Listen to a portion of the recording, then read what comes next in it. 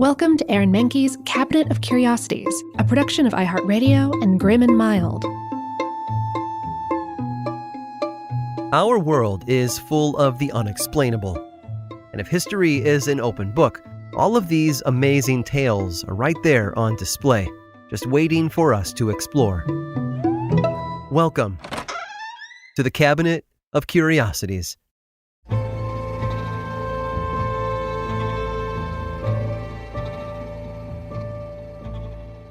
Parents want what's best for their kids, like a safe home, a good education, and the support they need to push them forward in life.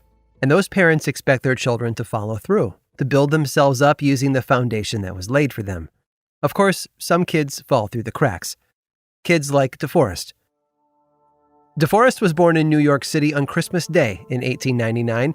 His father, Belmont, was a successful surgeon, while his mother worked as a commercial illustrator and eventually the art director of a popular magazine. The family grew up on New York's Upper West Side, DeForest, his parents, and his two sisters. While his mother and father weren't as emotionally supportive as he might have liked, they made sure he was given everything he needed to succeed in life, if only he had shown any gratitude. DeForest wasn't a studious pupil. After bouncing from one private school to another, he was sent to Phillips Academy, a prestigious boarding school in Massachusetts. But it wasn't his grades that got him in. Someone in his family had pulled some strings in an effort to put the young troublemaker on a path toward Yale. But sometimes paths diverge, as they did for DeForest, who stopped attending the academy in 1918. According to the stories, he was either expelled for shoving the headmaster into a pond, or he failed his way out. Regardless of the reason, it left DeForest with few other options. Instead of more school, he turned to one of his first loves, the open sea. The boating trips of his youth had instilled in him a passion for sailing, which he carried with him into the Navy when he was 18 years old. His service during World War I brought him all over Europe, an experience that seemed to push his rebellious nature right out of him. He was described by his superiors as a model sailor.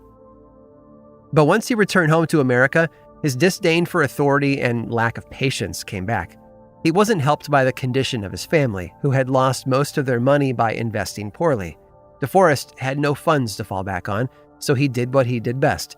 He went his own way, seeking work wherever he could get it.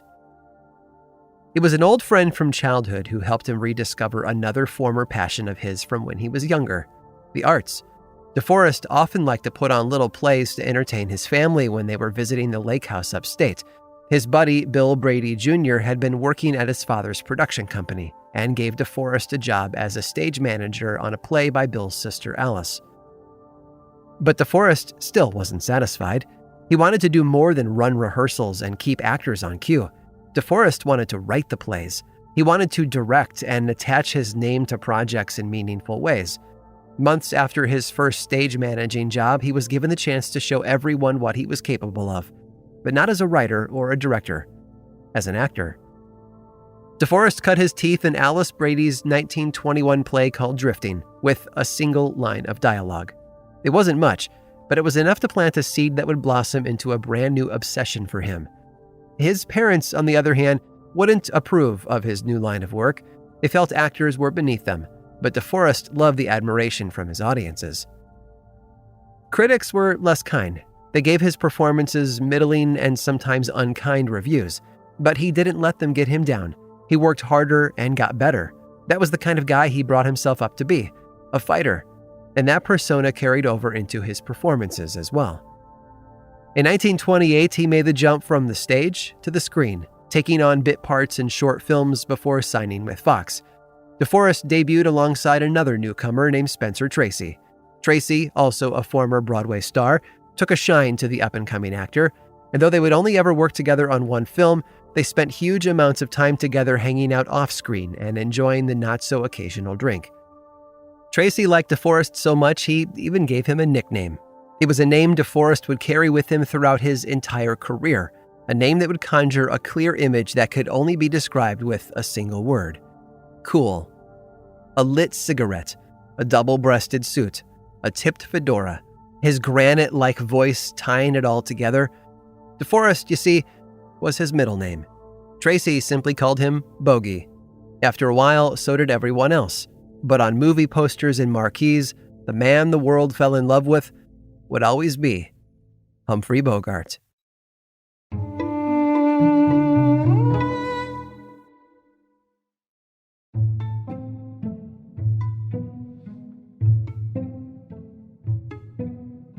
Many of the world's greatest inventions came about by accident. Richard James was developing springs to stabilize shipments at sea when he accidentally dropped one. As it tumbled, he thought it would make a better toy than a tool, and thus the Slinky was born. Silly Putty came about while an engineer named James Wright was trying to make a synthetic rubber during World War II. And in 1920, Earl Dixon and his wife Josephine also invented something by accident, mainly because she was so accident-prone herself. Josephine spent a lot of time working around her New Jersey home while her husband was at the office. She cleaned and she did the laundry, but she spent most of her time in the kitchen.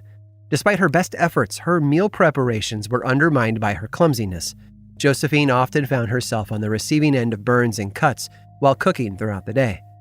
But she powered through her injuries. At the time, there was no easy way for her to treat them herself. Her options were limited since she was on her own and none of the methods she had protected her from infection.